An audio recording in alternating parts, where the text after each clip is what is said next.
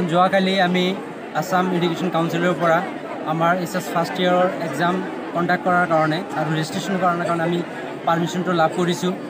আৰু আমাৰ আগত বহুতেই প্ৰব্লেম আছিলে, আমি বাহিৰত গৈ বেলেগ স্কুলৰ লগত টেগিং কৰিব লাগিছে, বেলেগ স্কুলৰ লগত ৰেজিষ্ট্ৰেশ্যন কৰি তাতে বিভিন্ন জেগা দূৰ দূৰণিত আগতে ছয়গাঁও আছিলে, ছয়গাঁৱত যাব লগা হৈছে। এতিয়া যিহেতু আমাৰ সেইটো সমস্যাটো সমাধান হৈছে, তাৰ কাৰণে আমি আজি শিক্ষা গুৰুসকলে ষ্টুডেণ্টৰ লগত অভিভাৱক সকলোৱে আনন্দিত আৰু এইটো আমাৰ কাৰণে বহুতেই গুৰুত্বপূৰ্ণ হয় আৰু আমি বহুত ভাল লাগিছে। আমি বিশেষকৈ কাউন্সিলক অশেষ অশেষ ধন্যবাদ জ্ঞাপন কৰিছোঁ।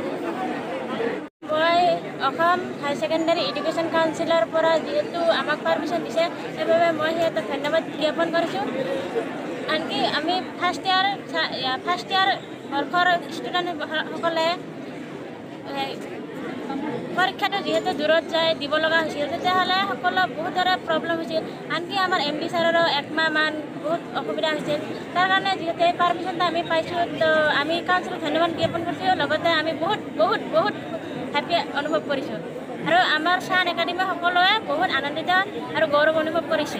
Thank you. বহুতো আনন্দ লাগি আছে, যিহেতু আমাৰ MD ছাৰে বহুতো ষ্ট্ৰাগল কৰি এইখন স্কুলতে এতিয়া পাৰ্মিশ্যন আনি দিছে। তো মানে আগতে এটা সমস্যা আছিলে যে ইমান দূৰত যাই এক্সাম দিব লাগে, তো ঘৰত মানে বিভিন্ন ধৰণৰ চিন্তাৰ সন্মুখীন হৈছিলে যে ইমান দূৰত যে এক্সাম দিবলৈ যাব, তো যদি কিবা পথ দুৰ্ঘটনাৰ সন্মুখীন হয়, তো এতিয়া মানে MD ছাৰে আমাৰ সেইখন চিন্তা দূৰ কৰি দিছে। তাৰ কাৰণে আমাৰ MD ছাৰক আমি আন্তৰিক ধন্যবাদ জ্ঞাপন আমি প্ৰথমতে আহি কিনে ইমানখিনি স্বাধীনতা কৰিব পাৰিছোঁ।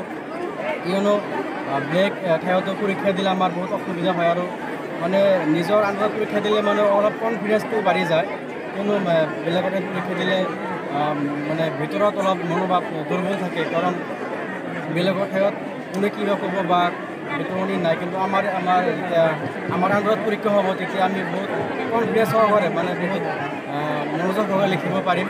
সেইকাৰণে আমি বহুত সুখী কৰিব পাৰিছোঁ আৰু আমাৰ এইখন আমি আমাৰ MD ছাৰক আৰু এইখন চান একাডেমীৰ টিচাৰসকলক বিশেষভাৱে ধন্যবাদ জ্ঞাপন কৰিছোঁ। সংগ্ৰামখিনি আমি অব্যাহত ৰাখিছিলোঁ আৰু এই সংগ্ৰামৰ যিটো ফল ইতিমধ্যে আমি লাভ কৰিলোঁ। আমাৰ দৰ্পণ, ইউডাইস্ক'ৰ আৰু পাৰ্মিশ্যন আমি গোটেইখিনি ইতিমধ্যে আমি চান পৰিয়ালক লাভ কৰিছোঁ।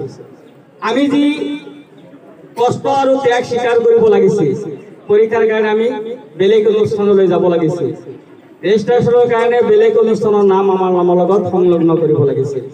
আজি আৰু সেই দিন নাই। আমি আমাৰ নিজৰ নামতে, আমাৰ এই চান পৰিয়ালৰ নামত আমি আমাৰ ৰেজিষ্ট্ৰেশ্যন নাম্বাৰো কৰিব পাৰিম। লগতে ফাৰ্ষ্ট ইয়াৰৰ যিটো ফাইনেল পৰীক্ষা আমাৰ এইখন অনুষ্ঠানতে উদযাপন কৰা হ'ব। লগতে চূড়ান্ত বৰ্ষৰ যিটো ফাইনেল পৰীক্ষা, এইটো আমাৰ ওচৰৰ যিবিলাক গভৰ্ণমেণ্ট স্কুল আছে, ডেট মিনছ আমি আমাৰ ওচৰত থকা উচ্চতৰ মাধ্যমিকবিলাক, that means higher secondary, Chantali higher secondary যিখন স্কুল, এইখনতে উদযাপন হোৱাৰ মানে পৰীক্ষা অনুষ্ঠিত হোৱাৰ সম্ভাৱনা 100%। অৰ্থাৎ আমি আৰু পুনৰ সেই নগৰপাৰা, ছয়গাঁও, গৰৈমাৰী ইত্যাদিলৈ আমি বাট চাই থাকিব নালাগে। আমি নিজেই নিজৰ ভৰিত থিয় দিব পাৰিছোঁ। তো যিকেই নহওক, আমাৰ এই কথাখিনি যিহেতু আমাৰ 100% অভিভাৱকসকলে এটা ভুল ধাৰণাত লিপ্ত হৈ আছে আৰু সেই ভুল ধাৰণাটো তোমালোকৰ মাধ্যমেৰে আমি কি কৰিব বিচাৰোঁ, প্ৰচাৰ কৰিব বিচাৰিছোঁ। নিজৰ মাক দেউতাকক আজি গৈ ক'বা যে আমাৰ চান পৰিয়ালৰ যিটো আমি বেলেগ অনুষ্ঠানত গৈ আমাৰ পৰীক্ষা দিব লগা হৈছিল, আজি আৰু সেইটো দিব নালাগে। আমি আমাৰ নিজৰ অনুষ্ঠানতে আমি পৰীক্ষা দিবলৈ সক্ষম হ'ম ability. Thank you. SS first ইয়াৰৰ আমি এক্সামৰ কাৰণে পাৰ্মিশ্যন পাইছোঁ।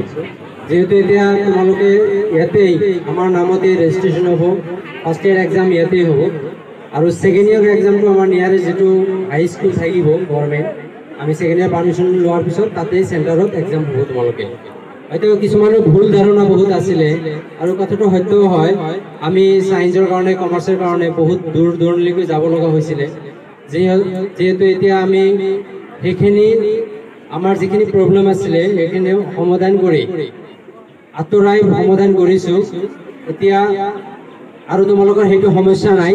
এতিয়া যিহেতু আমি পাৰ্মিশ্যনটো পাইছোঁ, এতিয়া আমাৰ এটাই ফ'কাছ থাকিব লাগে, আমি তোমালোকৰ ভাল এটা কোৱালিটি এডুকেশ্যন দি আমি তোমালোকৰ ৰিজাল্ট পাতি উন্নত কৰিব লাগে। তোমালোকৰ লগতো আমাৰ স্কুলৰ নামো উন্নতি হ'ব লাগে, হয়নে নহয়? চ' মই আশা ৰাখিছোঁ তোমালোকে সকলোৱে হাৰ্ডৱৰ্ক কৰি তোমাৰ নিজৰ লগতে আমাৰ স্কুলৰ নামটো যাতে উজ্জ্বল কৰি তোমালোকৰ জীৱনটো উজ্জ্বল কৰিব পাৰা, তাৰে কামনাৰে মই সকলোকে ধন্যবাদ জ্ঞাপন কৰিছোঁ। নীতি যিখিনি জাৰি কৰিছিলে গোটেইখিনি আমি